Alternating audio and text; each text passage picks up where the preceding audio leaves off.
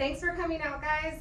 We are meeting together today to look at one of our goals. If you guys are already familiar, we sent out the survey to you guys asking what some of the needs that were for our professional development. And we had a lot of interesting results. Just to kind of show everyone, I'll come back to some of the data. And so the biggest area that we were expressing as a school right now were just being interested in training for reading intervention per grade level, and we'll get more specifically in breaking off into specific needs by your grade level. But today we kind of just wanted to give the big idea of working with reading and just kind of some of our goals as a district. So welcome and thank you for coming out. Some of our objectives today, we want to define the science of reading, and we're also going to look at our district vision goals and just see how it meets our students' needs. We also want to look at the familiarity of what we already have available. We don't want to reinvent the wheel. We kind of want to work with already what we have. I know a lot of you are already using this in your classrooms, and so we're just going to look at what works for those of you that are already employing them, and then looking at some other ideas for you guys. And we're going to also tie that into the science of reading. I know a lot of us just went through the USC program, and we worked a lot with foundational skills in reading, so we're going to bring that in as well. After that, we'll look at just some strategies and examples. We want you guys to leave with something that you're going to use in your classrooms, kind of get it under your tool belt. And then following that, we've got some additional resources you guys can look back to. This presentation will be emailed to you if you'd like. We'll send that out to everybody, and if you have questions, feel free to meet back with me or any of the other specialists. And last of all, at the very end, we do ask just for feedback. I'll send you guys a link to the survey, and we'll get to collaborate and get some reflections back from everyone. So how does that sound? Yeah, Awesome. works. All right, so I'll give it a second. There it goes. Okay, so first of all, sometimes people already hear the term, the science of reading. And so just to kind of give everyone an introduction, have a short video really quick to look at just an explanation of the science of reading. I want you, while you're watching this video, just kind of to consider maybe some of your own experiences. How did you learn reading? I know for myself, when I went through school, it was a lot of whole language. So I am a visual learner. I did benefit from that. But just think of yourself, and then on the second flip side, just kind of think about your students and think about how they learned, and then we'll just kind of do a little quick debrief afterward and maybe have some share outs afterwards from that. So here we go. Let's make this larger. Let's share that. Guess we're doing it this way. What if you couldn't read? How would you perceive words if reading wasn't possible? For anything you encountered with words, you would just see a series of symbols with no meaning or purpose. In fact, humans are not meant to read. Our brains did not evolve for reading. Our brains are extraordinarily organized from the time we are very young for speech processing. Same is true for our vision.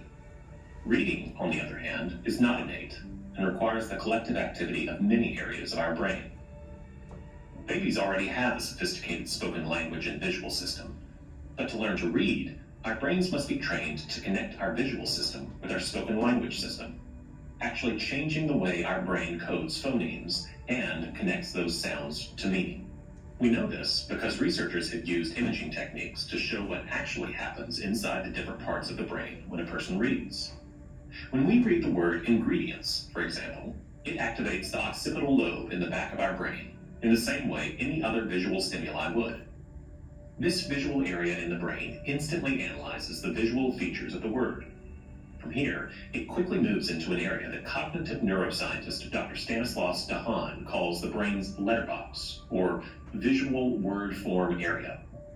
This is where we store our knowledge of letters, recognize single letters, letter combinations, whole words, and acquire the knowledge of patterns of the written system of a language. Scientists have measured the activity in brains of literate and illiterate subjects and detected brain activity in various parts of the brain that are changed by learning to read. Brain scans confirm the letterbox is only activated in people who have learned to read, and it will only activate for the known letters in direct proportion to reading scores. When we learn an alphabetic language, we change the way our brain codes the sounds of speech, attributing these phonemes to different letters. This process literally changes the neurological processing that happens in the visual cortex in our brain. But it doesn't stop there. Learning to read requires first recognizing the letters and how they combine into written words in the letterbox area, and then connecting them to the coding for speech sounds. Reading and comprehension is achieved most efficiently by first teaching letter-sound correspondences. Consider the word ingredients from our recipe. The word is associated with its meaning in the temporal lobe. At the same time, the brain detects the sounds needed to say the word. Once a child can recognize letter-sound correspondences, the anatomy of the brain changes and creates a whole new modality for language input. The child can identify words and recognize them auditorily to then access their meaning. This process develops yet a second route to support reading, going from vision to meaning. Hence, the idea that there are two routes of reading is a critical piece of all models of the process of reading. We know that reading is not hardwired in the brain, but scientists have studied what happens inside the brain to become a skillful reader. Attention, active engagement, error feedback, and consolidation are the four pillars that Dr. DeHaan calls the secret ingredients of successful learning to help students learn more efficiently. Because the brain can change to learn new things, reading teachers should employ explicit instruction methods that strengthen the neural pathways and allow students to become strong and successful readers.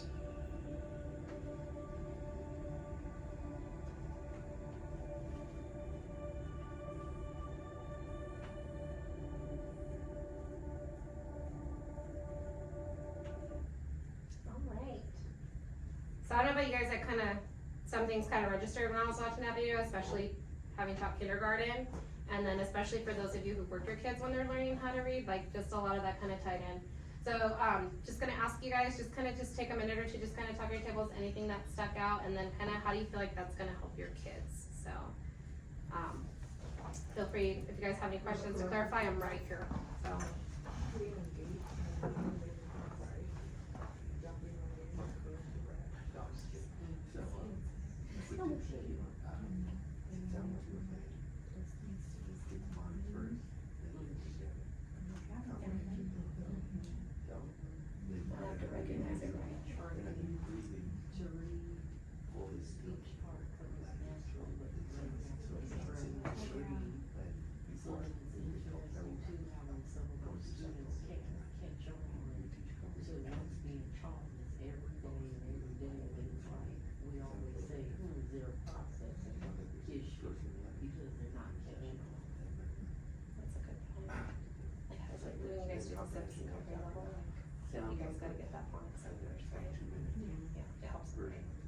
That's what the beginning, because we have different levels. Yeah. I always see the challenge. And then they're ready, so they're ready for the next step, they're okay, let's get the whole chunk, let's get the syllabication, no, that's good. You guys feeling good? Yes. Yeah, alright, cool. Some really cool things that I heard during that little breakout was, I think especially for the primary grades, we're no, they need that phonics first, they have to get that foundation before they're getting the understanding. And what I like hearing from you guys, because you guys have that mid-range of kids that they've already learned skills, is that once they've already got it, you can kind of adjust and go on to the next steps. I know the programs we already have, you go into the syllabication. And if kids are having issues, and if they're not processing it correctly, then we need to look at that and probably try to get those needs addressed. Did anybody want to add anything else? Good. Okay, you guys had some really good thoughts. So I think the really cool thing about this is, for me, I think I've seen it teaching over the years when you're working with the kids, it's you wanna kind of figure out if they're not getting it, why. Cause I know we always have those handful of kids that we're trying to reach to close that achievement gap. So kind of how to help those that remain at risk, and then kind of what systems are already in place, and that's kind of the next part that we're gonna go into. And so the district, for us, we've kind of got these goals that we want to understand the relationship with students learning how to read and just getting that gap closed. So the video was saying, being strategic, being explicit, and we have that with a lot of the programs that we've actually already got, so we don't have to reinvent the wheel. The district plans just to utilize that curriculum to program with the programs that we have, and then just that implementation that we're going along with. So for those of us that we're already working in the classroom, these are some of the apps that we're already currently using. There are the leveled readers and wonders. A lot of us are doing the explicit lessons and SIPs, and we talked about doing the different levels. I love that there's already breakouts, depending on the need of the child, so that's awesome. And then looking at just remembering Kinder, we've got those screeners, so if we need to, those are the ones that we have on ESGI for the district level. If you still needed the hard copy, the book is what we have there. And of course, iReady lessons, and then Footsteps to Brilliance, and just looking at those programs.